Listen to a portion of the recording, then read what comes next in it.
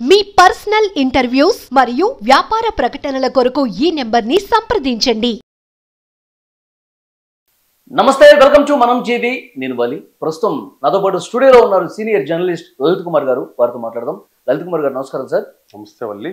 లలిత్ కుమార్ గారు, కోచింగ్ సెంటర్లు ప్రధానంగా కొన్ని ప్రైవేటు కోచింగ్ సెంటర్లు ఇష్టారాజ్యంగా వ్యవహరిస్తున్నాయి. ఒకవైపు అంటే వాళ్ళు ఇష్టం వచ్చినట్టుగా ఫీజులు వసూలు చేయటం ఒకటైతే, మరొకటి వాళ్ళు నిబంధనలు పూర్తిగా తిరోగరించే పరిస్థితి కనిపిస్తోంది. అంటే వాళ్ళు ర్యాంకులు ప్రకటన కావచ్చు, ర్యాంకులు వచ్చిన విద్యార్థుల్ని మభ్యపెట్టడం కావచ్చు. సో ఇలాంటి తతంగంతో జరుగుతుంది. సో కేంద్రం కొన్ని కీలకమైనటువంటి మార్గదర్శకాలు కూడా ఇచ్చింది సార్. సో ఈ వ్యవహారం అంతా ఏ విధంగా జరుగుతుంది? కేంద్రం కలగజేసుకోవాల్సిన పరిస్థితి అసలు ఎందుకు వచ్చింది? మన దేశంలో ప్రైవేటు కార్పొరేట్ విద్యా సంస్థలది అదొక రకమైన పంద. అంటే దీన్ని విద్య అనేది ఎడ్యుకేషన్ సంబంధించి ఇదేదో సేవలాగా కాదు. ఇది ఒక బిజినెస్. ఇది ఓపెన్ బిజినెస్. దీంట్లో దాపరికాలు ఏమి, దీంట్లో విలువలు, సిద్ధాంతాలు, పద్ధతులు ఇవన్నీ ఉంటాయని ఎక్స్పెక్ట్ చేయొద్దు. మామూలుగా వ్యాపారం ఎలాగో, వ్యాపార సంస్థలు ఎలాగో చూస్తాయో అదేవిధంగా ఈ విద్యా సంస్థలు కూడా ఉంటాయి. ప్రైవేట్ కానివ్వండి, కార్పొరేట్ కానివ్వండి. దీంట్లో ఎప్పుడు కూడా బిజినెస్ చేసే వాళ్ళు ఎలా ఆలోచిస్తారు? లాభం, నష్టం, ఈ రెండే ఆలోచిస్తారు. బిజినెస్ జరగాలంటే ఎన్నో ట్రిక్స్ ప్లే చేస్తారు. అట్లాగే వీళ్ళు కూడా తమ సంస్థల్లో విద్యార్థులు చేరాలన్నా, ఎక్కువ సంఖ్యలో అడ్మిషన్ రావాలన్నా కూడా వివిధ మార్గాల్లో తప్పుడు ర్యాంకులు కొన్ని, కొంతమంది విద్యార్థులతోనే ఆ ర్యాంకులు వాళ్ళ దగ్గర చదివినట్లుగా వీడియోలలోనో లేకపోతే పేపర్ మీద స్టేట్మెంట్స్నో రాయించుకోవటమో ఇట్లా చేసుకునేసి అవి ప్రకటన రూపంలో ఇచ్చేసి ఎక్కువ సంఖ్యలో విద్యార్థులు తమ విద్యా సంస్థలో చేరే విధంగా ఈ ప్రయత్నాలు చేసేది అదే సహజంగా జరిగే ప్రక్రియ. ఓకే. ఇక్కడ కేంద్ర ప్రభుత్వం ఏం చేసేది, కొన్ని మార్గదర్శక సూత్రాలు ఇచ్చింది. ఇచ్చేసి ఈ విధంగా తప్పుడు ప్రకటనలు ఇస్తే, అట్లాగే ఇప్పుడు విజేతలు ఉంటారు అంటే ర్యాంకర్స్, వాళ్ళ అనుమతి లేకుండా ఫోటోలు వాడద్దు, పబ్లిసిటీ అదొకటి ఇచ్చేది. ప్రచారతారులు అంటే ఈ వీటికి ఇప్పుడు సినిమా యాక్టర్లు కూడా విద్యా సంస్థలకు ప్రచారం చేస్తున్నారు. అవును. ఆ రోజుకి ట్రెండింగ్ హీరో ఎవరైతే ఉంటారో ఆ హీరోతోనూ పబ్లిసిటీ చేయించుకొని నేను పలాని సంస్థలో చదివాను అన్నట్లు ప్రచారం చేసుకుని ఇవన్నీ ఒక ఎత్తు. ఇంకోటి ఏం చెప్పిందంటే, మా దగ్గర చేరితే మంచి ర్యాంకులు వస్తాయి, ఎక్కువ మార్కులు వస్తాయి, లేదా మీకు ఉద్యోగం వస్తుంది, ప్రమోషన్స్ వస్తాయి, శాలరీ పెరుగుతుంది, ఏ సంస్థలో అయినా కూడా నీకు ప్రవేశం గ్యారంటీ అనేటి ప్రకటనలు ఉండకూడదు అనేది ఒకటి తెచ్చింది. అట్లాగే ఇంకా ఆలస్యమైతే సీట్లు దొరకవు అనే ఇన్సెక్యూరిటీని క్రియేట్ చేయటము తప్పనింది.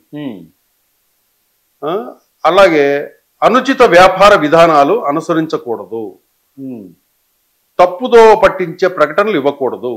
కోచింగ్ సెంటర్లు నిర్వహించే వారందరూ తమ కోచింగ్ సెంటర్లో వచ్చిన ర్యాంకులు, కోర్సు పేరు, దాని కాల వ్యవధికి సంబంధించిన వివరాలు స్పష్టంగా పేర్కొనాలి అనేసి కొన్ని మార్గదర్శక సూత్రాలు ఇచ్చింది. అట్లాగే కోచింగ్ సెంటర్లు నిర్వహించేవారు పోటీ పరీక్షల్లో విజయం సాధించిన అభ్యర్థుల పేర్లు, ఫోటోలు, వివరాలు, వీడియోలను వారి వ్రాతపూర్వక సమ్మతి లేకుండా ఉపయోగించకూడదు. అభ్యర్థి ఏదైనా కోర్సు లేదా ఉద్యోగానికి ఎంపికైన తర్వాతే వారి నుంచి సమ్మతి తీసుకోవాలి. ఓకే. ఎంపికైన తర్వాతే అంటే సెలెక్ట్ అయిన తర్వాతే నువ్వు వాళ్ళ దగ్గర సమ్మతి తీసుకొని వాళ్ళ ఫొటోస్ కానీ వీటిగా ఏమన్నా ప్రచారానికి వాడుకోవచ్చు అని చెప్పింది. లేకపోతే వీళ్లకు ఒకవేళ తప్పుడు ర్యాంకులు అనుకోండి, తప్పుడు ర్యాంకులు ఒకవేళ ప్రకటించినట్లయితే ఏదైనా విద్యా సంస్థలు వాళ్ళకు 50 లక్షల నుంచి ₹1 కోటి వరకు జరిమానా విధించే ఇది పనిష్మెంట్ అనేది కేంద్ర ప్రభుత్వం చెప్పింది. ఓకే. ఈ విద్యా సంస్థలకు 50 లక్షలు ₹1 కోటి కట్టడం పెద్ద విషయమే కాదు.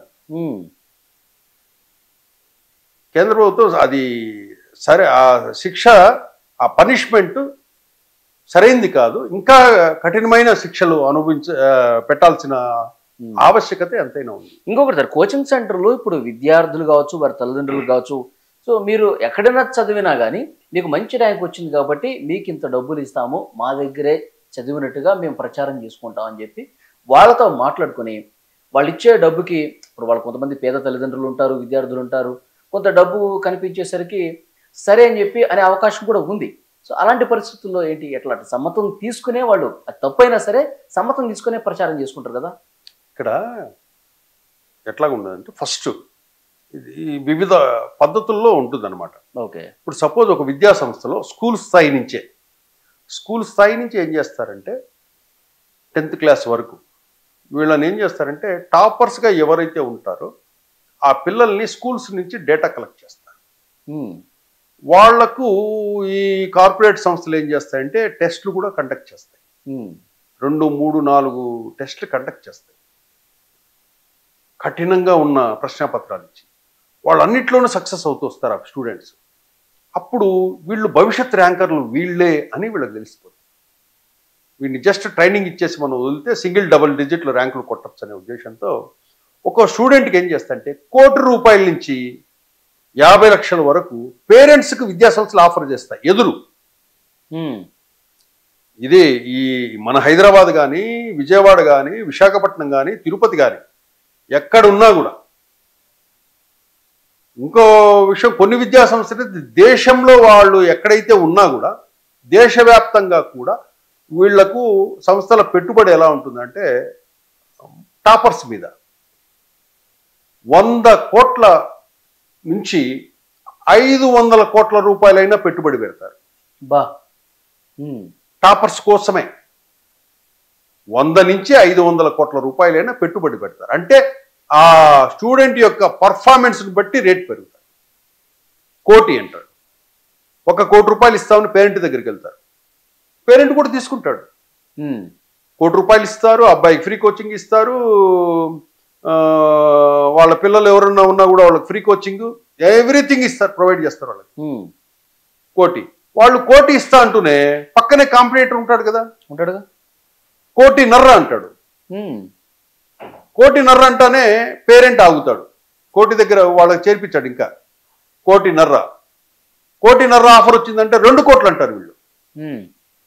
అట్లా 2 కోట్లు ఇచ్చేసి ఎవరికి అవసరమైతే ఆ స్టూడెంట్ తీసుకెళ్ళిపోతారు. ఓకే, అంటే పేరెంటే తన బిడ్డని వేలంపాట జరిపి కాలేజీలకు అమ్మేస్తాడు పేరెంట్.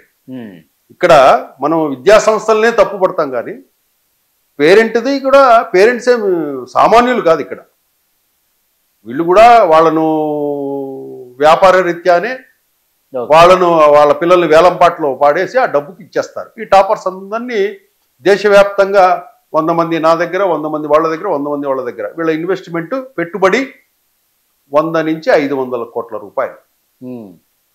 ఇప్పుడు ఒక రేంజ్లో ఉన్నాడు అనుకోండి 50 లక్షలు, ఇంకో రేంజ్లో ఉన్నాడు 70 లక్షలు, ఒక రేంజ్లో ఉన్నాడు అనుకోండి కోటి, ఇంకో రేంజ్లో మంచి టాపర్గా ఉన్నాడు 2 కోట్లు ఇచ్చేస్తారు. ఇచ్చేసి తీసేసుకున్న తర్వాత వాళ్ళకి ట్రైనింగ్ ఇచ్చేస్తారు. తర్వాత ర్యాంక్స్ అన్ని వచ్చేస్తాయి. ఓకే, ర్యాంక్స్ వచ్చిన తర్వాత మళ్ళీ అదొక స్కామ్. అంటే పేపర్ అంతా నిండుగా కనపడాలి కదా. అవును, టీవీలలో అంతా గుంపులుగా కనపడాలి ర్యాంకర్స్ అంతా. అప్పుడు ఏం చేస్తారంటే ప్రధానంగా వీళ్ళకి వచ్చే ర్యాంకులు 1, 2, 3 ఫస్ట్ చూసుకుంటారు. తర్వాత డబుల్ డిజిట్స్ లోకి వస్తారు. అప్పుడు ఏం చేస్తారంటే ఈ వచ్చిన ర్యాంకర్లని ఈ దీంట్లో కేటగిరీ వైజ్ ర్యాంక్స్ ఉంటారు. ఎస్సీ, ఎస్టీ, బీసీ, ఓబీసీ కింద ఇట్లా ర్యాంక్స్ ఉంటాయి జనరల్ అని. వీటిల్లో ఎస్సీ, ఎస్టీలను తీసేసుకుంటారు. ఆ కేటగిరీ ర్యాంకులు 11, 12, 13, 15, 16 అని పెద్దగా వేస్తారు.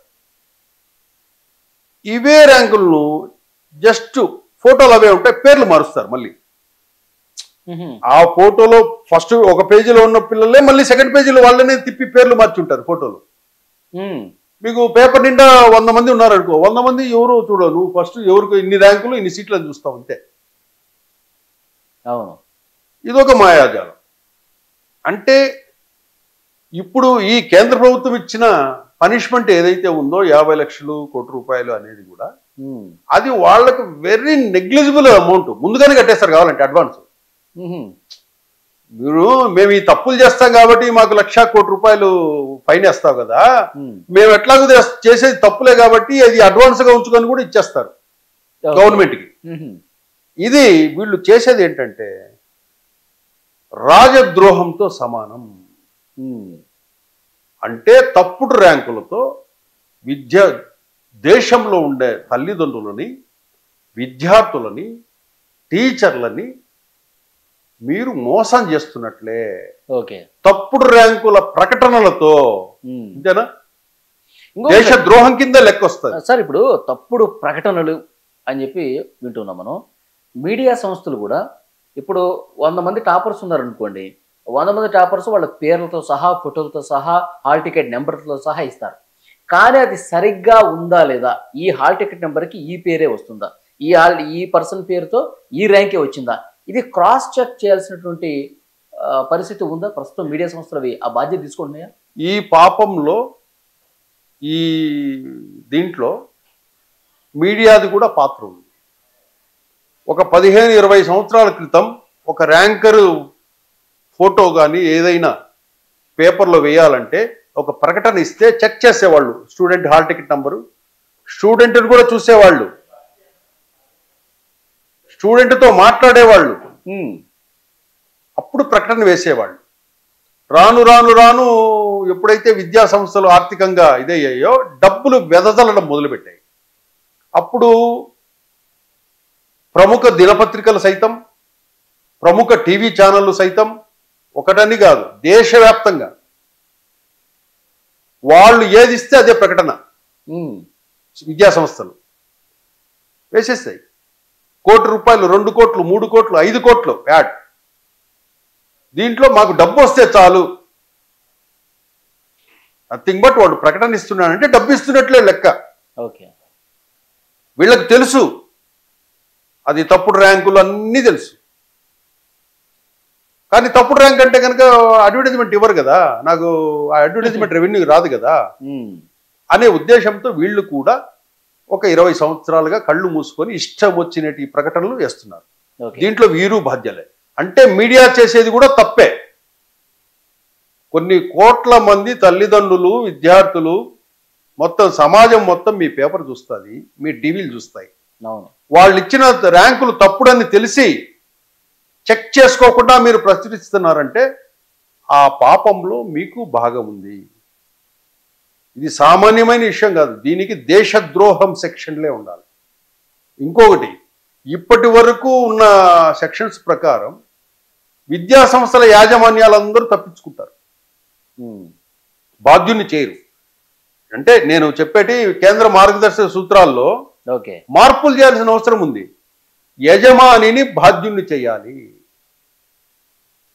తప్పుడు ర్యాంకులను ప్రకటన రూపంలో ఇస్తే యజమానిని దేశద్రోహం కింద కేసు ఫైల్ చేసి జీవితాంతము జైలు నుంచి బయటికి రాకుండా ఉండే విధంగా చట్టాన్ని రూపొందించాలి. అప్పుడే మీ తప్పుడు ర్యాంకులు, తప్పుడు ప్రకటనలు ఇవన్నీ రాకుండా ఉంటాయి. ఊరికే 50 లక్షలు, 1 కోటి రూపాయలు అంటే అదే చెప్పాను కదా, అడ్వాన్స్ గా కట్టి వెళ్తారు. ఈ పాపంలో అందరిది పాత్రే. తల్లిదండ్రులు స్టూడెంట్స్ నమ్ముకుంటారు, విద్యా సంస్థలు వచ్చిన ర్యాంకులతో పాటు కొన్ని ర్యాంకులు కొని వీళ్ళేసుకుంటారు. కొంతమంది ర్యాంకర్లు వచ్చిన తల్లిదండ్రులు ఒక కాలేజీలో చదివితే ఇంకో కాలేజీలో చదివినట్లు వాళ్ళ దగ్గర డబ్బు తీసుకొని వీడియో క్లిప్ ఇస్తారు. తల్లిదండ్రులే ఇస్తారు. వీళ్ళు అప్రోచ్ అవుతారు, మీరేం లేదండి, మీరు ఆ కాలేజీలో చదివారు కదా, మీరు మా దగ్గర ఆన్లైన్లో తీసుకున్నామని చెప్పండి అని ఒక వీడియో క్లిప్ ఇస్తే చాలు అని ఆ వీడియో క్లిప్ తీసుకొచ్చేసి మొత్తం ప్రచారానికి వాడుకుంటారు. ఆ స్టూడెంట్ దగ్గర అప్పుడప్పుడు అప్లికేషన్ ఫిలప్ చేయించుకొని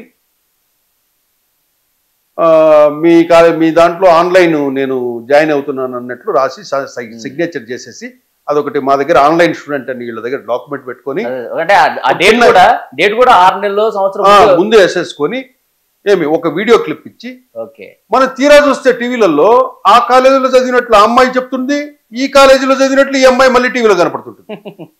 అట్లా 5-6 విద్యా సంస్థలకు ఈ పేరెంట్ ఆ విద్యా సంస్థల దగ్గర డబ్బులు తీసుకుని పేరెంట్ ఆ వీడియో క్లిప్ రిలీజ్ చేస్తారు. ఓకే అంటే చూడండి, పేరెంట్ మోసగాడే, పేరెంట్ కూడా ర్యాంకర్ల పేరెంట్స్ కూడా మోసం చేస్తున్నారు. విద్యా సంస్థలే కాదు, పేరెంట్ కూడా అమ్ముకుంటున్నారు. అట్లాగే మీడియా కూడా ఏం చేస్తుంది, చూడనట్టు సైలెంట్గా ఉంటుంది. అవి తప్పుడు ర్యాంకులను తెలుసు, మీడియా వాళ్ళకి రాసి ఆడ యాడ్ వేసే వాళ్ళకి తెలుసు, ఆ మీడియా జర్నలిస్టులకు కూడా తెలుసు. వాళ్ళు పెట్టిన ప్రెస్ మీట్లో ఇవన్నీ దొంగ ర్యాంకులు, ఈ ఫేక్ ర్యాంకులు, ఈ కొనుక్కున్న ర్యాంకులు అని తెలుసు వాళ్ళకి. యజమానే డబ్బులు తీసుకునేటప్పుడు అడ్వర్టైజ్మెంట్ వేస్తానని పెయిడ్ ప్రమోషన్ అయిపోయింది. ఆ జర్నలిస్ట్ ఏం చేస్తాడు, ఆ ఛానల్ యజమాని, ఆ పత్రిక యజమానే తప్పుడు ర్యాంకులకు సంబంధించిన ప్రకటన, ఫుల్ పేజీ ప్రకటనలు తీసుకునేటప్పుడు జర్నలిస్టు ఏం చేయలేడు. జర్నలిస్ట్ ఒక ఉద్యోగి, కళ్ళ ముందు తప్పని తెలిసినా కానీ అక్కడ జరుగుతుంది చెప్తాడు, ఏం చేయలేడు. అవును. కాబట్టి ఒక విద్యా సంస్థలదే తప్పు కాదు. ఒకవేళ సెక్షన్స్ పెడితే, ఇలాంటి ఎంకరేజ్ చేస్తే, విద్యా సంస్థలకు ఏదైతే కఠినమైన శిక్షలు, యావజ్జీవ శిక్షలు పడే విధంగా చట్టాన్ని రూపొందించాలి. అట్లాగే ఎవరైనా ర్యాంకర్ల పిల్లలు ఒక విద్యా సంస్థలో కాకుండా 4-5 విద్యా సంస్థలో చదివినట్లు మీరు మీ ఫోటోలు ఇచ్చి, వాళ్ళు వ్రాతపూర్వకంగా నేను ఇక్కడ దగ్గర నోట్స్ తీసుకున్నాను, ఈ కాలేజీలో పెన్ను తీసుకున్నాను, ఈ కాలేజీలో గైడ్ తీసుకున్నాను అని 4 కాలేజీకి ప్రకటనలు ఇస్తే కూడా ఆ స్టూడెంట్ భవిష్యత్ కూడా జీవితంలో ఆ కుటుంబంలో ఏ బిడ్డ చదువుకోకుండా ఉండే విధంగా శిక్ష ఉండే విధంగా చేయాలి. అట్లాగే ఆ పేరెంట్ ఎవరైతే ఉన్నారో అతనికి శిక్ష పడాలి. అలాగే ఎవరైతే తప్పుడు ర్యాంకుల ప్రకటనలను తీసుకొని వేస్తున్న మీడియా సంస్థలు ఉన్నాయో ఆ మీడియా సంస్థ యజమానిని కానీ ఎడిటర్ను కానీ బాధ్యుడిని చేస్తూ వాళ్లకు శిక్ష పడే విధంగా మార్గదర్శక సూత్రాలలో పెట్టాలి. అంటే ఒక కాలేజీ కాదు, కాలేజీ యాజమాన్యాన్ని అటాచ్ చేయాలి, ప్లస్ ర్యాంకులను అమ్ముకునే పిల్లల్ని బాధ్యుల్ని చేయాలి, వాళ్ళ ర్యాంకులు అమ్మే పేరెంట్ను శిక్ష పడేలా చేయాలి. ఆ తప్పుడు ర్యాంకులను ప్రచురించే దినపత్రికలు కానీ టీవీ ఛానళ్లను కానీ వాళ్ళకు కూడా శిక్షలు పడే విధంగా మనం మార్గదర్శక సూత్రాల్లో అందరినీ బాధ్యులు చేస్తే అప్పుడు తప్పుడు ర్యాంకులు రాకుండా కొంత స్ట్రిక్ట్ ప్రకటించకుండా బాగుంటుంది. అందరికీ భయం ఉంటుంది. ఓకే, ఒకవేళ వీళ్ళు ఇచ్చినా వాళ్ళు తీసుకోరు, వాళ్ళు ఇచ్చినా వీళ్ళు తీసుకోరు. సెక్షన్స్ కఠినంగా ఉంటే సార్ భయపడతారు. కఠినమైన శిక్షణ ఉండాలి, ఉంటేనే ఇది కంట్రోల్ అవుతుంది. లేకపోతే 50 లక్షలు, కోటి రూపాయలు అంటే కనుక వాళ్ళకు నిమిషం లోపల ఆన్లైన్ లో ట్రాన్స్ఫర్ చేసేస్తారు. సెక్షన్స్ అంటే ఇట్లా వ్యక్తిగతంగా వాళ్ళ మీద సెక్షన్లు పెట్టి జైల్లో పెట్టి ఇలాంటివి చేయడంతో పాటు ఆ విద్యా సంస్థల లైసెన్సులు కూడా రద్దు చేయాలి. అది కూడా వచ్చే విద్యా సంవత్సరం నుంచి నడవకూడదు అని చెప్పి ఆర్డర్ వాళ్ళు. అది కూడా కఠినమైన శిక్షలు ఎలా ఉన్నాయంటే, ఎలా ఉన్నాయి, యజమానికి యావజ్జీవ శిక్ష, పేరెంట్కు స్టూడెంట్ను శిక్ష పడాలి.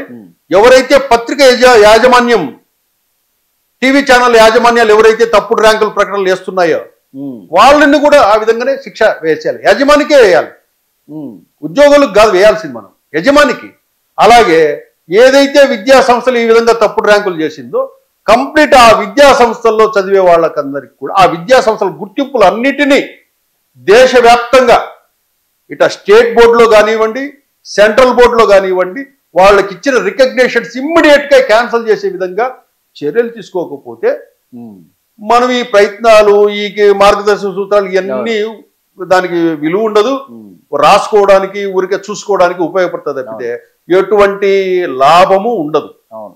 కానీ సార్, చదువుకునే విద్యార్థులు ఇప్పుడు ఈ తల్లిదండ్రుల అత్యాశ వల్ల విద్యార్థి తీవ్రంగా నష్టపోయే అవకాశం ఉంది ఇక్కడ. సో ఆయనకు మనసులో ఉంటుంది, నేను ఇంకా గొప్పగా చదువుకోవాలి, ఇంకా మంచి ర్యాంకులు సాధించాలి, ఆ తపన ఉంటుంది విద్యార్థికి. కానీ పేరెంట్స్ అక్కడ డబ్బులు వస్తున్నాయి కదా, ఇట్లా మనం జస్ట్ ఒక వీడియో క్లిప్ ఇచ్చేస్తే. నేను ముందుగానే చెప్పాను, విద్యా సంస్థలు కాదు, ఇవి చేసే పనిలో లేవు.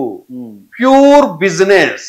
మన ఇండియాలో ఏదైతే బిజినెస్లు అన్నీ ఉన్నాయో ఆ విధంగా ఇది ఒక బిజినెస్ అంతే. ఓకే. బిజినెస్ చేసేవాడు ఏదైనా ప్లే చేస్తాడు. అడ్మిషన్ రాబట్టుకోవడానికో ఇంకోటో ఆశ చూపే చేస్తాడు. అటువంటి చేయకూడదని ఇచ్చింది. ఇప్పుడు పేరెంట్ ఉన్నాడు. పేరెంట్ ఎట్లా వెళ్తాడు? పేరెంట్ స్టూడెంట్ని ఎట్లా అమ్మేస్తాడు? తప్పే కదా. టాపర్స్ అంతా తప్పే. ర్యాంకర్లు 4 ఇన్స్టిట్యూషన్లకు అమ్ముకుంటాడు ఆ పేరెంట్. నేనే చూసా స్వయంగా. నేనే చూసా. ఒక పేరెంట్ ఫోన్ చేస్తే మన ఆంధ్రప్రదేశ్ సంబంధించిన కార్పొరేట్ సంస్థ అమ్మాయిది క్లిప్పింగ్ తీసుకొని వేసింది. పేరు చెప్తే బాగుండదు. అంతకుముందు ఒక విద్యా సంస్థ ఒక అబ్బాయి నీట్ టాపర్ వస్తే కనుక ఆ అబ్బాయి ర్యాంక్ తీసుకొని క్లిప్పింగ్ ఇక్కడ ప్రచారం చేసుకునింది. అమ్మాయికి ఫోన్ చేస్తే మమ్మల్ని వదిలేయండి అన్నాడు ఆ ఫాదర్. హమ్కో చోడుదో అన్నాడు. చూసారా? అమ్మేశారు అందరికీ.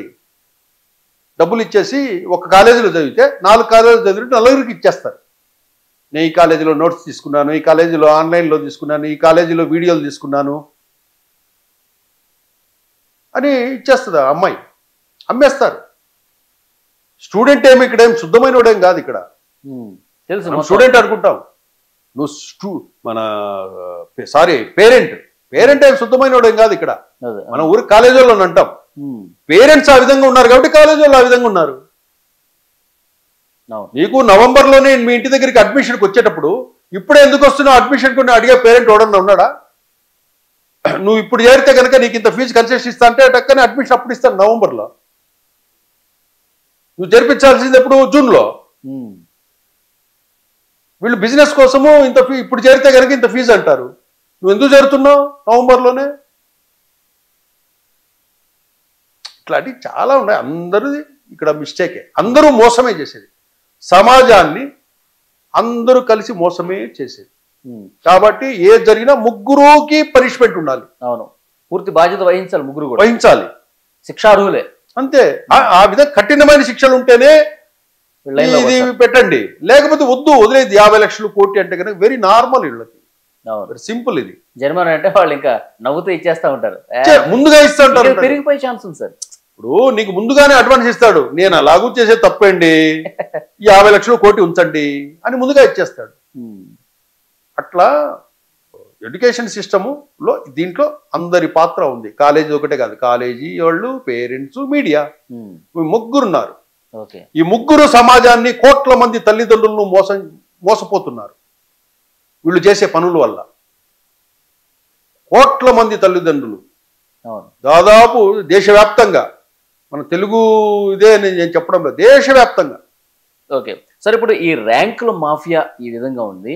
ఇంకొకటి, ఇంజనీరింగ్ కాలేజీల్లో చదివిన విద్యార్థులు అంటే పలానా ఇంజనీరింగ్ కాలేజీలో మా విద్యార్థులకి ఇన్ని ప్లేస్మెంట్స్ వచ్చినాయి, ఇన్ని ఉద్యోగాలు వచ్చేసినాయి అని చెప్పి కొన్ని తప్పుడు ప్రకటనలు ఉద్యోగాల విషయంలో కూడా చెప్తున్నారు. ప్రముఖ సంస్థలు కూడా మా కాలేజీకి వచ్చి మా విద్యార్థుల్ని పికప్ చేసుకుని మరి మంచి మంచి క్యాంపస్ ఇంటర్వ్యూస్ లో సెలెక్ట్ అవుతున్నారని ప్రచారం చేసుకుంటారు. అది కూడా ఫేకే. అది కూడా ఫేకే. కొన్ని కాలేజీలు ఏం చేస్తాయి తెలుసా? ఎవరినో చుట్టూ పుట్టి వేసుకున్న వాళ్ళు 4 తీసుకొచ్చేస్తాయి కూడా, గుంపులో గోవిందాన్ని. వాళ్ళకి వచ్చేది 4 కంపెనీలు వస్తే కనుక ఇంక వీళ్ళు ఒక 10 మందిని కలిపేసుకుని చుట్టూ పొట్టి వేయించుకునేసి క్యాంపస్ ఇంటర్వ్యూస్ అనేసి విద్యార్థులకు ఊరికే ఇంటర్వ్యూ చేసేసి వీ విల్ ఇన్ఫార్మ్ అని చెప్పేసి వెళ్ళిపోతుంటారు. ఇది ఒక మాయ. ఇది కూడా పబ్లిసిటీ, ఇది కూడా రాంగ్. ఇదే అది కూడా ప్రచారం చేసుకోకూడదని కూడా ఇచ్చింది. ఇప్పుడు ఎవరు స్టూడెంట్ కూడా ప్రచారం చేసుకోవాలన్నా, ఫోటోలు వాడాలన్నా, వీడియో క్లిప్పులు వాడాలన్నా పర్మిషన్ తీసుకోమనింది సెంట్రల్ గవర్నమెంట్. ఈ పర్మిషన్స్ తీసుకోమని ఇది ఎంత వ్యవస్థ వీళ్ళు మేనేజ్ చేసేస్తారు ఈజీ. వీళ్ళు చెప్పినటి అన్ని కూడా వీళ్ళు మేనేజ్ చేసేటియే కాలేజీ వాళ్ళు, స్కూల్ వాళ్ళు. అది కాదు. మనం వీళ్ళు తప్పు చేస్తారు, మీరు తప్పు చేసే అవకాశాలు ఇచ్చారు ఇక్కడ. స్టూడెంట్ పేరెంట్ అనుమతితోనే చేయించుకోవాలన్నారు. పేరెంట్ రాయిస్తున్నాడు కదా డబ్బులు ఇస్తే. నేను ఈ కాలేజీలో చదివినానని వాళ్ళ అబ్బాయి చేత సంతకం పెట్టిస్తాడు ఇదే పేరెంట్. Okay, correct. నువ్వు ఏ కాలేజీలో చదివావో ఆ కాలేజీ తరపు స్టూడెంట్ గానే నువ్వు ఉండాలి. నువ్వు 4 కాలేజీల్లో చదివితే కూడా అది నువ్వు ప్రకటనకు ఇచ్చుకోకూడదు, ఆ కండిషన్ పెట్టాలి. ఓకే, ఎక్కడైతే క్లాస్ రూమ్ కోచింగ్ తీసుకుంటున్నావో ఆ సంస్థకే నువ్వు ర్యాంకర్. నువ్వు ఆన్లైన్లో చదువుతున్నావు, నోట్స్ తెప్పించుకుంటున్నావు, మెటీరియల్ తెప్పించుకుంటున్నావు, వీళ్ళందరిది ఇది కాదు. నువ్వు క్లాస్ రూమ్ కోచింగ్ ఎక్కడైతే తీసుకున్నావో ఆ కాలేజీకి ఆ స్కూల్కి సంబంధించిన వాడివి కిందే లెక్క. ఓకే, ఆ ర్యాంకు ఆ సంస్థకే ప్రకటించుకోవాలి. అదే స్టూడెంట్ పక్క విద్యా సంస్థల అడ్వర్టైజ్మెంట్లో ఉండకూడదు. అప్పుడు ఇమ్మీడియట్ గా క్రిమినల్ కేసు నమోదు చేయాలి స్టూడెంట్ మీద. నిజంగా ఏదైనా తప్పు జరిగింది అనుకోండి, ఈ విధంగా చేశారనుకోండి, దీన్ని ఎవరు బయట పెట్టాలి? ఇప్పుడు ఈ కేంద్ర మార్గదర్శకాలు ఇచ్చింది కదా సార్, ప్రతి సంవత్సరం కూడా ఎవరు భూతద్దాలు పెట్టుకుని ఎక్కడ ఏం జరిగిందో చూడరు. ఎవరో ఒకళ్ళు కంప్లైంట్ ఇస్తే కానీ అది వెలుగులోకి వస్తుంది. లేదు, ఆల్రెడీ మనకు పత్రికలో ప్రకటన వస్తానే మామూలుగా కొంతమంది సోషల్ యాక్టివిస్టులు వీళ్ళంతా ఉన్నారు, ఎడ్యుకేషనిస్టులు, ఆ పత్రికల్లో వచ్చేటివన్నీ ఆ ఫోటోలను ర్యాంకులను మొత్తం చేసేసి వీళ్ళంతా చేసింది మోసం చూడండి అని చెప్పి మళ్ళీ వాట్సాప్లో పంపిస్తారు. దీనికి లీగల్ గా ఎవరైనా కంప్లైంట్ చేసినా ఇమ్మీడియట్ గా సుమోటోగా తీసుకునే విధంగా ఉండాలి మళ్ళీ కోర్టు. ఇప్పుడు వీళ్ళు కోట్ల రూపాయల బిజినెస్ కదా సార్, ఇప్పుడు వీళ్ళలో కూడా ఏమన్నా లోపరుచుకునే పరిస్థితి లేకపోలేదా? మనకు ఇంకోటి చెప్తాను, మన దేశంలో డబ్బుతో ఏ పనైనా జరుగుతుంది. అదే అంటనా, డబ్బుతో ఏ పనైనా జరుగుతుంది. డబ్బు ఉంటే ఏమైనా చేయొచ్చు మన దేశంలో. డబ్బు ఒకటి ఉంటే చాలు, ఏమైనా చేయొచ్చు. చేయలేము. అందుకే మనం ఏం చేయాలి, కఠినమైన చట్టాలు పెడితే కాస్త కంట్రోల్ అవుతారని చెప్పడమే. ఈ డబ్బు ఒకటి. ఇప్పుడు ఈ డబ్బు ఎక్కడైతే ఉంటుందో పొలిటీషియన్స్ అక్కడ ఉంటారు. డబ్బు ఎక్కడైతే ఉంటుందో పవర్ అక్కడ దగ్గరగా ఉంటుంది వాళ్ళకి. చాలా మంది విద్యా సంస్థల అధినేతలు కూడా సార్ రాజకీయ నాయకులతో సత్సంబంధాలు ఉంటాయి. కొంతమంది రాజకీయ నాయకులే ఉంటారు, ఇంటర్నల్ గా కొంతమంది రాజకీయ నాయకులు ఉంటారు పార్ట్నర్స్ గా. డబ్బు ఎక్కడైతే ఉంటుందో అక్కడ పొలిటీషియన్స్, పాలిటిక్స్, పవర్ అక్కడే ఉంటుంది. అవును, ఇది మీరు కనుక్కోవాల్సింది. పేరెంట్స్ లో వీళ్ళల్లో మీకు మార్పు రావాలి. డబ్బు ఉంటే మన దేశంలో ఏమైనా చేయొచ్చు. మన ఊరు కూర్చొని మాట్లాడుకోవడం వరకే. అంటే ఈ విధంగా ఉంటే బాగుంటుంది, ఈ విధంగా బాగుంటుంది చెప్పడం వరకే మన బాధ్యత. ఈ విధంగా కఠిన శిక్షలు ఉంటే ఈ విధంగా కంట్రోల్ అవుతాయి అని చెప్పడం వరకే మన బాధ్యత. వాళ్ళందరూ సిండికేట్ అయిపోయిన ఎవడు ఏం చేయలేడు. వాళ్ళందరూ సిండికేట్ అయిపోతే రాజకీయ నాయకులు, పవర్ ఉన్నోడు, విద్యా సంస్థలు వీళ్ళిద్దరు సిండికేట్ అయితే మనం ఏం చేయలేము, ఎవడేం చేయలేరు. ఇంకొకటి సార్, కొన్ని ఏజెన్సీలు ఇప్పుడు మనం మాట్లాడుకున్నవి విద్యా సంస్థలు కావచ్చు, ఇంజనీరింగ్ కాలేజీలు, ఈ తతంగం, ర్యాంకులు ఇవన్నీ ఒకటి. ఇంకోటి కొన్ని ప్రత్యేకంగా విదేశాలకు పంపించి మంచి విద్యను మంచి యూనివర్సిటీలో మీకు అక్కడ ఇప్పిస్తాం, సీట్ ఇప్పిస్తాము, మా స్టూడెంట్స్ 100ల కొద్దీ మేము పంపించిన చరిత్ర మాకుందని చెప్పి టీవీలో కూర్చొని ఆ ఏజెన్సీల తరఫున మాట్లాడే ప్రతినిధులు కూడా మనం ఈ మధ్యకాలంలో చూస్తా ఉన్నాం. అసలు వాళ్ళ ట్రాక్ రికార్డ్ ఏంటి, ఎంతమంది స్టూడెంట్స్ వెళ్ళారు, ఎంతమంది స్టూడెంట్స్ విదేశాల్లో చదివి ఉద్యోగాలు వచ్చినాయి, ఇవన్నీ కూడా తప్పుడు ప్రకటనలు మనం చూస్తూ ఉంటాం. అవును. సో వీళ్ళకి సంబంధించి కూడా ఇది వర్తిస్తుందిగా? అందరికీ వర్తిస్తుంది. అంటే ఇది కోచింగ్ వరకు చెప్పారు. Coaching, admissions. మన అడ్మిషన్స్ అంటే ఈ ఫారెన్ ఎడ్యుకేషన్ కన్సల్టెన్సీలకి ఇవ్వలేదు. అడ్మిషన్స్ అంటే స్కూల్ లెవెల్, కాలేజీ లెవెల్ వీటి వరకు ఇచ్చారు. Coaching centres, any coaching, groups coaching అని, ఏ కోచింగ్ అయినా కూడా. ఏజెన్సీలు ఏంటంటే తల్లిదండ్రులు కొంత మభ్యపెట్టే ఇవి కన్సల్టెన్సీలు అంటే అది వాళ్ళ దాని మీద నిఘా అవసరం. కాకపోతే పేరెంట్స్ ఎవరైనా కూడా కంప్లైంట్ చేస్తే ఇమ్మీడియట్ గా వాళ్ళ మీద యాక్షన్ తీసుకుంటారు. అది ఉంది. ఇప్పుడు ఎవడైనా నష్టపోయాడు అనుకోండి కన్సల్టెన్సీ ద్వారా, వాడు పోలీస్ కంప్లైంట్ ఇవ్వచ్చు, అప్పుడు యాక్షన్ ఉంది. కాకపోతే ఆ పేరెంట్స్ ఆ కన్సల్టెన్సీ ఏదైతే ఉందో దాని పూర్వపురాలు చెక్ చేసుకున్న తర్వాత దాన్ని అప్పుడు నిర్ణయం తీసుకోవాలి. కానీ కొత్తగా పుట్టుకొచ్చే కన్సల్టెన్సీలు ఉంటాయి, వాటి వల్ల కొంచెం జాగ్రత్తగా ఉండాలి. ఫారెన్ అబద్ధాలు చెప్పడం కావచ్చు, ఇవన్నీ మా వాళ్ళు మీకు అంతే. ఎడ్యుకేషన్ ఇవంటేనే అబద్ధం. నీకు ర్యాంకులు, సీట్లు ఇవన్నీ అంటేనే అబద్ధం. మన దేశంలో సుమారు 80 నుంచి 90% అంతా అబద్ధమే. ఏ బిజినెస్ అయినా తీసుకోండి, అంతా అబద్ధాల మీద నడుస్తుంటాడు. నేను నిన్ను మోసం చేస్తుంటే నువ్వు నన్ను మోసం చేస్తాను, నేను వాడిని చేస్తుంటే వాడు నన్ను చేస్తుంటాడు. అంటే ఒకరినొకరిని చేసుకుంటూ వెళ్ళటమే జీవితమే ఒక అబద్ధం అయిపోతుంది. అందరినీ చేసుకుంటూ వెళ్ళటమే. ఓకే. దీంట్లో క్రమశిక్షణ, ఒక పద్ధతులు ఇవన్నీ ఏముండవు. డబ్బు సంపాదన, అందరి లక్ష్యం కూడా డబ్బే కావాలి. ఓకే. విద్యా సంస్థలు కూడా డబ్బే కావాలి. పేరెంట్కి ఏం కావాలి? నా కొడుక్కి సీటే కావాలి. పత్రికల వాళ్ళకి ఏం కావాలి? నాకు యాడే కావాలి. నువ్వేమన్నా ఇచ్చుకో, నాకు యాడ్ కావాలని మీడియా వాళ్ళు అంటారు, నా పిల్లోడు ఎట్లయినా మా వాడికి సీటు కావాలని పేరెంట్ అనుకుంటాడు. మీరు యాడన్నా సావండి, మాకు డబ్బే కావాలని కాలేజీ వాళ్ళు అనుకుంటారు. అంతే. ఎవడి ఆశ వాళ్ళది, ఎవడి ఆశ వాళ్ళది. ఎవడు ఏం చేయలేడు.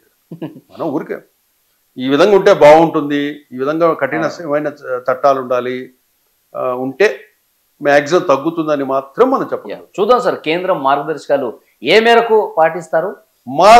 మార్చాలి. అంతా డబ్బు చుట్టూ తిరుగుతున్నటువంటి ప్రస్తుత పరిస్థితుల్లో ఒక బిజినెస్ మయమైపోయింది విద్య. ఈ ర్యాంకులు ఎంత మనం చూస్తా ఉన్నాం. ఇప్పటికైనా ఎంతో కొంత మార్పు రావాల్సినటువంటి అవసరం కనిపిస్తుంది. చూద్దాం, ఆ రకంగా రావాలని మనం కోరుకుందాం sir. Thank you very much.